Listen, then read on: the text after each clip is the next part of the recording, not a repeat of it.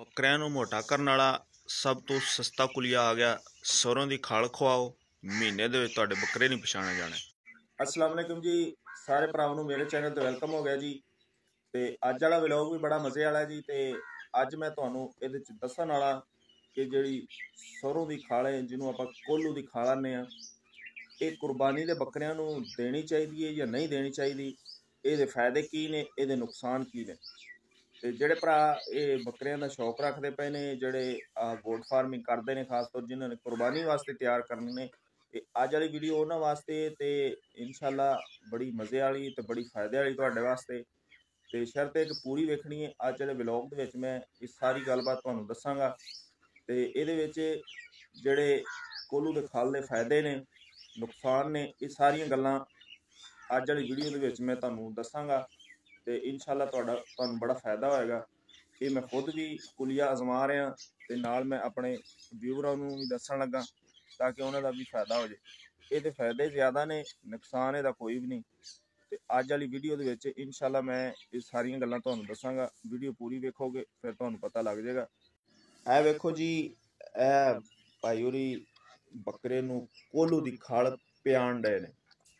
ਕੋਈ ਬੱਕਰੇ ਹੁੰਦੇ ਨੇ ਕਿ ਉਹ ਖਲ ਮਤਲਬ ਕਿ ਪਤਲੀ ਕਰਕੇ ਪਾਣੀ ਛਾਣੀ ਪਾ ਕੇ ਇਹ ਵੇਖ ਲਓ ਇਹ ਪੀ ਰਿਹਾ, ਤੇ ਕੋਈ ਜਾਨਵਰ ਹੁੰਦੇ ਨੇ ਉਹ ਨਫ਼ਰਤ ਕਰਦੇ ਨੇ, ਨਹੀਂ ਖਾਂਦੇ, ਨਹੀਂ ਪੀਂਦੇ, ਕਿਉਂਕਿ ਇਹ ਥੋੜੀ ਜਿਹੀ ਹੁੰਦੀ ਕੜਵੀ ਤੇ ਮੂੰਹ ਨੂੰ ਜ਼ਰਾ ਥੋੜੀ ਜਿਹੀ ਇਹ ਲੜਦੀ ਹੈ, ਇਸ ਕਰਕੇ ਕਈ ਜਾਨਵਰ ਨਖਰਾ ਕਰਦੇ ਨੇ।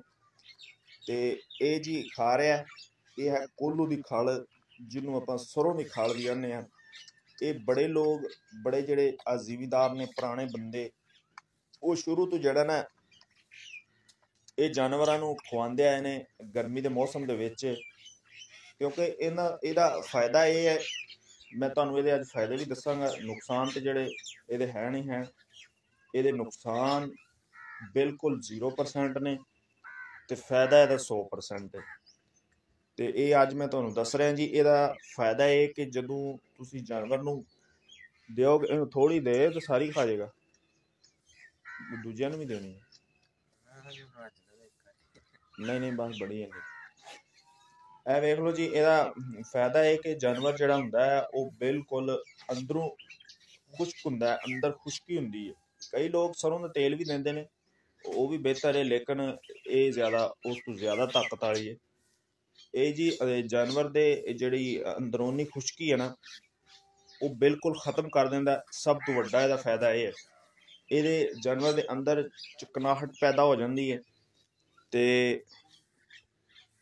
ਇਹਦਾ ਜਾਨਵਰ ਦਾ ਜਿਹੜਾ ਤੀਸਰੇ ਨੰਬਰ ਤੇ ਮਿੱਧ ਹੈ ਉਹ ਬਿਲਕੁਲ ਤਾਕਤਵਰ ਹੋ ਜਾਂਦਾ।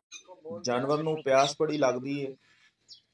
ਉਸ ਤੋਂ ਬਾਅਦ ਇਹ ਵੇਖ ਲਓ ਵੀ ਹਰ ਦਿਨ ਤੁਸੀਂ ਜਿਹੜੀ ਵੀ ਮਾੜੀ ਮੋਟੀ ਖੁਰਾਕ ਖਵਾਓਗੇ ਉਹ ਜਾਨਵਰ ਨੂੰ ਲੱਗੇਗੀ। ਤੇ ਸਰੋਂ ਦੀ ਖਲ ਦਾ ਇਹ ਫਾਇਦਾ ਹੈ, ਤੂੰ ਇਹਨਾਂ ਨੂੰ ਨਾ ਉਹ ਟੀਕੇ ਭਰ ਪਿਆਈ ਯਾਰ। ਇਹ ਵੇਖ ਲਓ ਜੀ, ਕਈ ਜਾਨਵਰ ਜਿਹੜੇ ਨਾ ਉਹ ਉਂਝ ਨਹੀਂ ਖਾਂਦੇ। ਇਹ ਫਿਰ ਇੱਕ ਸਰਿੰਜ ਉਹ ਅਸੀਂ ਭਰ ਕੇ ਜਿਹੜਾ ਨਾ ਇਹ ਫੀ ਜਾਨਵਰ ਨੂੰ 2-2, 3-3, 4-4 ਅਸੀਂ ਪਿਆ ਦਿੰਦੇ ਹਾਂ। ਤੇ ਇਹ ਵੇਖ ਲਓ ਇਹ ਪਿਆ ਰਿਹਾ ਜੀ। ਇਹ ਕੋਲੂ ਦੀ ਖਲ ਦਾ ਇੰਨਾ ਕੁ ਫਾਇਦਾ ਹੈ ਕਿ 4-5 ਦੇ ਮੇਨ ਫਾਇਦੇ ਨੇ, ਜਿਹਦੀ ਵਜ੍ਹਾ ਕਰਕੇ ਜਿਹੜਾ ਨਾ ਫਿਰ ਜਾਨਵਰ ਹਰ ਚੀਜ਼ ਖਾਂਦਾ ਤੇ ਹਜ਼ਮ ਨਹੀਂ ਕਰਦਾ। ਇਹ ਵੇਖ ਲਓ, ਇਹ ਹੁਣ ਜੇ ਖਾਧੀ ਤੇ ਹੁਣ ਇਹਦਾ ਮੈਨੂੰ ਪੱਠੇ ਦਿਓ। ਤੇ ਤੁਸੀਂ ਇਹ ਤਾਂ ਫਿਰ ਡੋਜ਼ ਦਾ ਹਿਸਾਬ ਹੈ ਕਿ ਜਿਹੜੇ ਛੋਟੇ ਬਿਲਕੁਲ ਉਹ ਨਿੱਕੇ ਨਿੱਕੇ ਨੇ, ਉਹਨਾਂ ਨੂੰ ਤੁਸੀਂ 2 ਟੀਕੇ ਮਿਕਸ ਕਰਕੇ ਦੇ ਦਿਓ। ਵੱਡਿਆਂ ਨੂੰ ਤੁਸੀਂ 4 ਵੀ ਦੇ ਸਕਦੇ ਹੋ। ਤੇ ਇਹਦਾ ਇਹ ਫਾਇਦਾ ਹੈ ਜੀ। ਤੇ ਇਨਸ਼ਾਅੱਲਾ ਜਾਨਵਰ ਵੀ ਤੰਦਰੁਸਤ ਰਹਿੰਦਾ, ਭੁੱਖ ਪਿਆਸ ਮਿਹਦਾ ਬਿਲਕੁਲ ਸੈੱਟ ਹੋ ਜਾਂਦਾ, ਅੰਦਰ ਇਹਦੇ ਚਿਕਨਾਹਟ ਬਣ ਜਾਂਦੀ, ਜਾਨਵਰ ਫਿਰ ਸਿਹਤਮੰਦ ਹੋ ਜਾਂਦਾ, ਗੋਸ਼ਤ ਬਣਾਉਂਦਾ ਫਿਰ ਇਹਦਾ। ਤੇ ਮਹੀਨੇ ਡੇਢ ਦੇ ਵਿੱਚ ਇਨਸ਼ਾਅੱਲਾ ਬਾਕੀ ਖੁਰਾਕਾਂ ਨਾਲੋਂ ਇਹ ਵੀ ਨਾਲ ਦੇਣੀ ਚਾਹੀਦੀ ਹੈ, ਇਹਦਾ ਵੀ ਬੜਾ ਫਾਇਦਾ ਹੈ। ਤੇ ਅੱਜ ਵਾਲੀ ਵੀਡੀਓ ਮੇਰੀ ਇੱਥੇ ਖ਼ਤਮ ਹੁੰਦੀ ਹੈ ਜੀ। ਤੇ ਜਿਹੜੀ ਅੱਜ ਵਾਲੀ ਇਨਫੋਰਮੇਸ਼ਨ ਵਾਲੀ ਸੀ ਵੀਡੀਓ, ਉਹ ਮੈਂ ਆਪਣੇ ਜ਼ਿਮੀਦਾਰ ਭਰਾਵਾਂ ਨੂੰ ਸ਼ੇਅਰ ਕਰ ਦਿੱਤੀ ਹੈ। ਇਨਸ਼ਾਅੱਲਾ ਜੀ ਫਿਰ ਇੱਕ ਅੱਛੀ ਵੀਡੀਓ ਨਾਲ ਤੁਹਾਡੀ ਖਿਦਮਤ 'ਚ ਹਾਜ਼ਰ ਹੁੰਦੇ ਹਾਂ ਜੀ। ਅੱਲਾ ਹਾਫਿਜ਼।